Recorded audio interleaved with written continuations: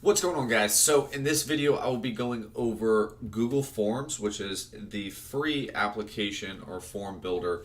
The only downfall, you do have to have, well, it's not really a downfall, but you do have to have a Google account to have this. So if you have a Google account, you would probably be signed in. If not, make sure you're signed in and go to forms.google.com and it will bring you this page right here.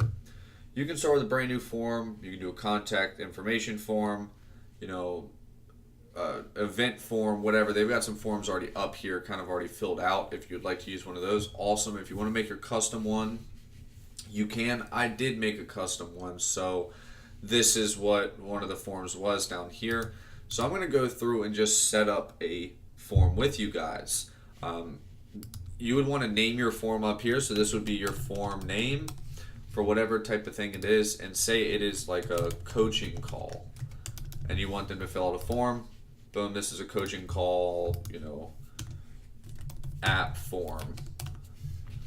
And you would start with a question, okay? You have multiple choice. Let's probably start with their name. So you would want a short answer. You'd want to start with their name. Now on these, boom, required. Plain and simple. Then you would want to hit this little add button to add another question. You want their phone number, whatever type of answer you want. You'd go right in here, short answer. You can, I don't think you need anything else. Short answer would probably be the best. Hit required, so on. Say you want a bigger question, multiple choice question on, on a scale 1 to 10. How much do you value your time? And have a multiple choice question. And I would probably want, on this, it had a linear scale, so I could literally go 1 to 10, and they could have an option, whatever type of one they would do. They would click, boom, and then it'd be done. Hit required. Or I could even, go with multiple choice if I wanted and add 10 different choices. I do believe they have a restriction up to like 15 questions or something, so you want to keep it below 15 questions. And then so on. Just keep on adding them. You can add images into here. You can add all sorts of different things. Once you were said and done with a form, you would want to hit send. Basically, it's kind of weird how we do this, but you would want to go in here, this little arrow little guy thing right here.